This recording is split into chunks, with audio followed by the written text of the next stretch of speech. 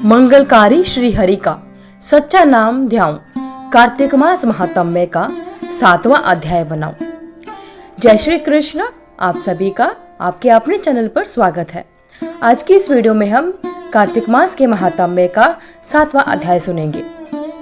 इससे पहले की वीडियोस में हमने कार्तिक मास के पहला, दूसरा, तीसरा, चौथा, 5वां और 6वां अध्याय सुना। तो आइए भक्तजनों शुरू करते हैं कार्तिक माह के महात्म्य का 7वां अध्याय।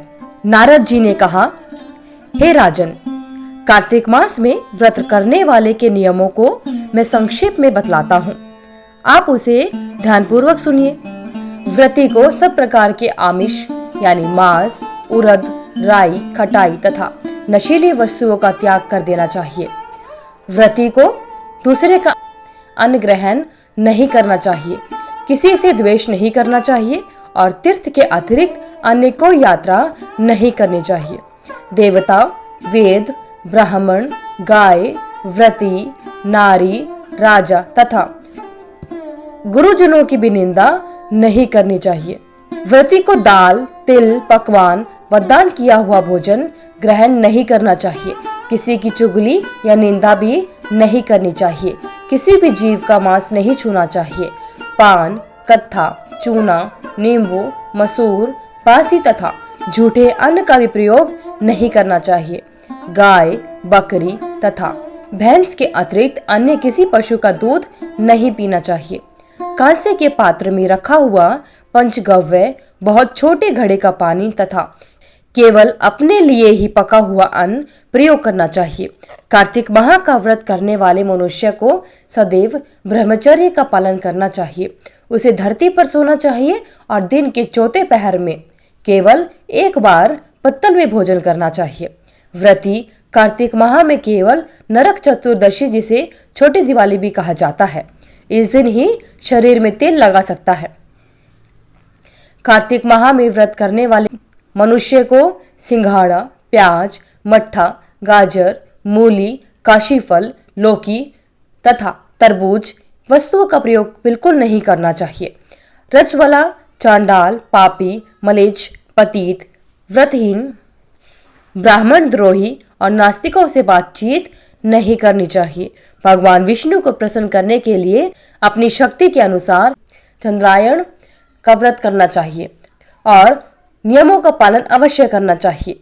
व्रती को प्रतिपदा को कुम्हड़ा, द्वितीय को कटहल, तृतीया को तरुणी स्त्री, चतुर्थी को मूली, पंचमी को बेल, षष्ठी को तरबूज, सप्तमी को आंवला, अष्टमी को नारियल, नवमी को मूली, दशमी को लौकी, एकादशी को परवल, द्वादशी को बेर, त्रयोदशी को मट्ठा, चतुर्दशी को गाजर तथा पूर्णिमा को शाक का प्रयोग नहीं करना चाहिए। रविवार को आंवला का प्रयोग नहीं किया जाता।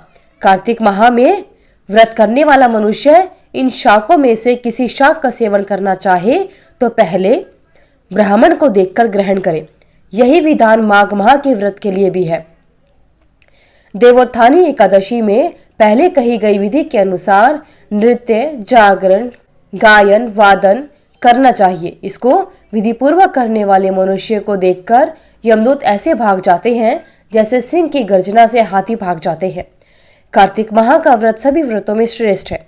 इसके अतिरिक्त जितने भी व्रत यज्ञ हैं वह 1000 की संख्या किए जाने पर भी इसकी तुलना नहीं कर सकते, क्योंकि यज्ञ करने वाले मनुष्य को सीधा वैकुंठ की प्राप्ति होती है।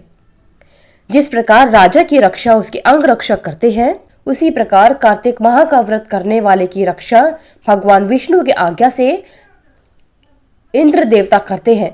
व्रती मनुष्य जहाँ कहीं भी रहता है वहीं पर उसकी पूजा होती है, उसका यश फैलता है। उसके निवास स्थान पर भूत पिशाच कोई भी नहीं रह पाते। विधि पूर्वक कार्तिक माह का व्रत करने वाले मनुष्य के पुण्य का वर्णन करने में ब्रह्मा जी भी असमर्थ है। यह व्रत सभी पापों को नष्ट करने वाला, पुत्र पौत्र प्रदान करने वाला और धन धान्य की वृद्धि करने वाला है। बोलिए भगवान विष्णु की जय। तो भक्तजनों, इस प्रकार कार्तिक माह के महात्म्य का 7वां अध्याय संपूर्ण होता है। कार्तिक माह भगवान विष्णु जी को सदैव प्रिय है। इस मास में भगवान विष्णु जी का ध्यान करते हुए कोई भी पुण्य कार्य किया जाए तो उसका फल अवश्य मिलता है। सभी योनियों में से मनुष्य योनि को सर्वश्रेष्ठ तथा दुर्लभ कहा गया है। अतः प्रत्येक मनुष्य को कार्तिक माह में पुण्य कर्म करने चाहिए, क्योंकि इस माह में सभी देवतागण मनुष्य के समीप हो जाते हैं। इस माह में देवता मनुष्य द्वारा किए हुए स्नान, व्रत, वस्त्र, भोजन, चांदी, स्वर्ण, भूमि आदि दिए गए दान को विधि पूर्वक ग्रहण करते हैं।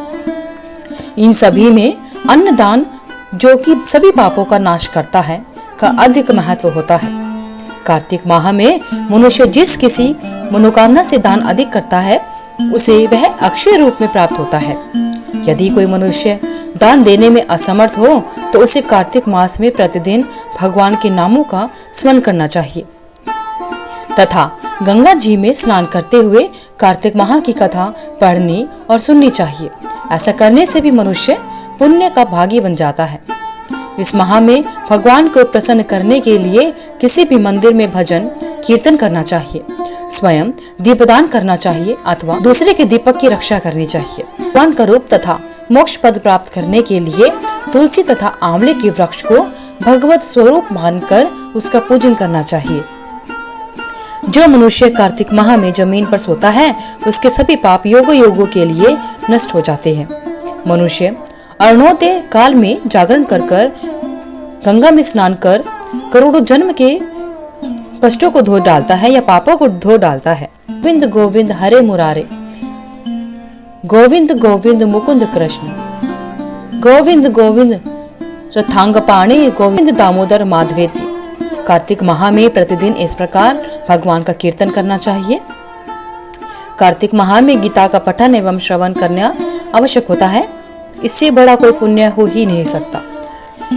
कार्तिक माह में कहा जाता है कि दीपदान करने से स्त्रियों एवं पुरुषों द्वारा जन्म से लेकर अब तक अर्जित पाप सभी पाप नष्ट हो जाते हैं। इस विषय में एक प्राचीन कथा बहुत ही महत्वपूर्ण है।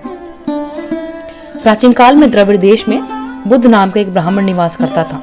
उसकी स्त्री बहुत दुराचारी थी। उसके संग दोष से पति की आयु क्षीण होकर वह मृत्यु को प्राप्त हो गया। पति की मृत्यु के पश्चात भी वह स्त्री उसी घृणित कार्य में लगी रही।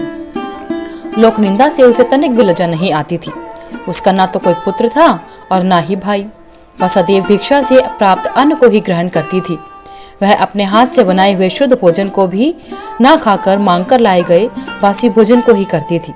वह तीर्थ यात्रा से भी सदा दूर रहती थी और ना ही कभी उसने मंदिर में जाकर कथा या प्रवचन सुना। एक दिन कुत्स नामक एक विद्वान ब्राह्मण भ्रमण करते हुए आया। उस ब्राह्मणी को निंदित कार्यों में लिप्त देखकर उसने पूछा, ओ मूर्ख स्त्री, तू मेरी बात ध्यान पूर्वक सुन। यह शरीर पानी के बुलबुले की भांति है। एक दिन इसका नष्ट होना निश्चित है। यदि तू इस अनित्य शरीर को नित्य मानती है तो अपने मन में बैठे इस मोह का तू विचार पूर्वक त्याग कर दे। सबसे श्रेष्ठ देवता भगवान विष्णु का चिंतन कर और उन्हीं की लीला कथा को आदर पूर्वक सुन।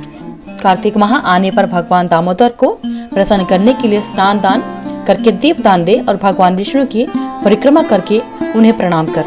यह व्रत विधवा और सौभाग्यवती सभी स्त्रियों के करने योग्य है। इससे समस्त पापों एवं उपद्रवों का नाश हो जाता है। तो मेरी बात मानकर निश्चय ही कार्तिक में दीपदान कर। इससे तू निश्चित रूप से भगवान विष्णु की कृपा प्राप्त कर लेगी। इस प्रकार कहकर वह कुत्स ब्राह्मण वहां से चला जाता है। अब ब्राह्मणी ने भी पश्चाताप करते हुए यह निर्णय लिया कि वह कार्तिक माह में व्रत अवश्य करेगी। कार्तिक माह आने पर उसने पूरे माह प्रातः काल सूर्योदय काल में स्नान और दीपदान किया। कुछ समय पश्चात आयु समाप्त होने पर वह मृत्यु को प्राप्त हुई और वह स्वर्गलोक में गई। समय अनुसार वह मुक्ति को भी प्राप्त हो गई। इस प्रकार जो व्यक्ति कार्तिक व्रत में तत्पर होकर दीपदान के इतिहास या कथा का श्रवण करता है और स्वयं भी दीपदान करता है, उससे अवश्य ही मोक्ष की प्राप्ति होती है।